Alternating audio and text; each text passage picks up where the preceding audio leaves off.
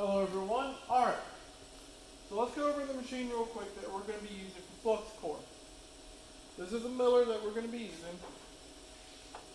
What you're going to do is flip this little hatch over, and you'll see where it says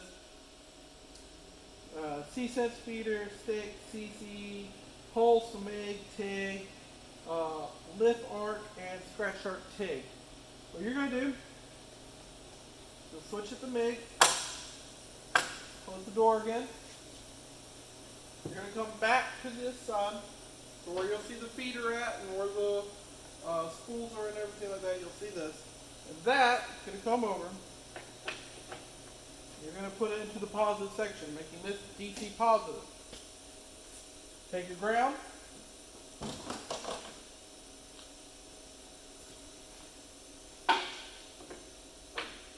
Make sure it's nice and negative. And then we'll go ground that off.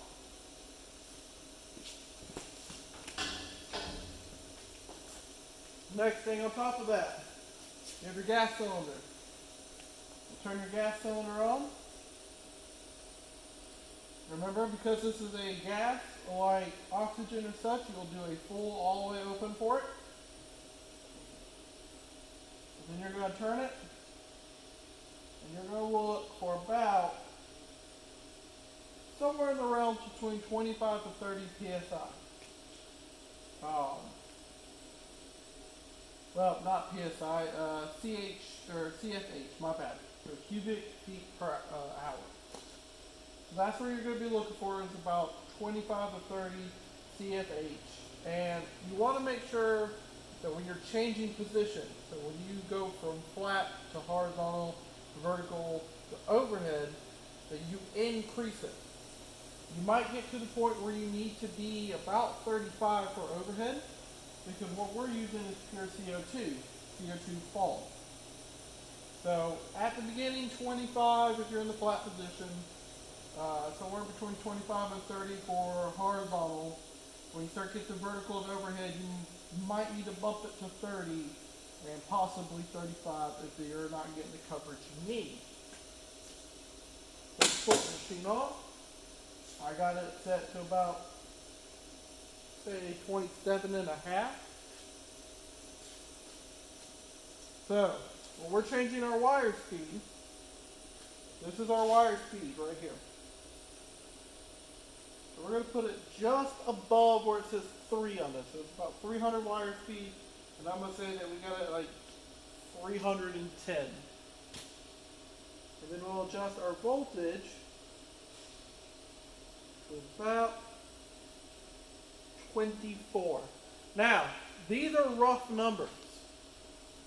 This is 24 at 310 if we were welding in the flat position. So when you go into vertical, you might have to turn your wire speed and your voltage down to custom, for gravity and such. And every single one of these millers that we have weld just a slightly different. So this one might be 24 at 310 and it might weld perfectly. The next one might have to lower the wire speed. The next one might have to have a lower voltage. The next one might need to have both of them up and both of them down. You don't know. So these are rough numbers. At this point, you should know how to adjust your machine to make it weld correctly. That's what you learn in basic MIG class. So a lot of the stuff that you remember from MIG, you should know for flux core. The next thing, when you are welding, you want to make sure there's little turns and twists in this cable as possible. Flux core is very easy to break. Just doing this with my hand, I was able to break it off. So if you have a kink in this, it can mess it up. The next thing, if somebody didn't do this well, as you can see how dirty that is. Before you weld and after you weld, you need to make sure that you get all of this stuff off. Is it a pain in the butt? Yes. But you are cleaning up after yourself, which means nobody can say that you didn't do the right thing. Remember, it is always best to protect yourself. So nobody can throw you under the bus. If you do it right all the time, then nobody can complain.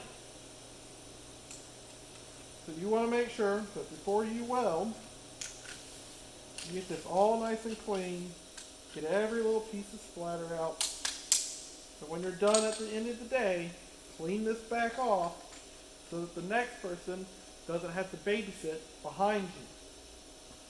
The next thing, why you're going to clean that off, because all those little sparks in there are going to cause a problem when you're welding. It will cause a buildup at the end and cause this to fuse itself together, which then you have to take all of it and replace it. So it saves time, saves money, and it saves your weld. If this is a test and it just welds all together, you failed. So make sure that you clean this off every day.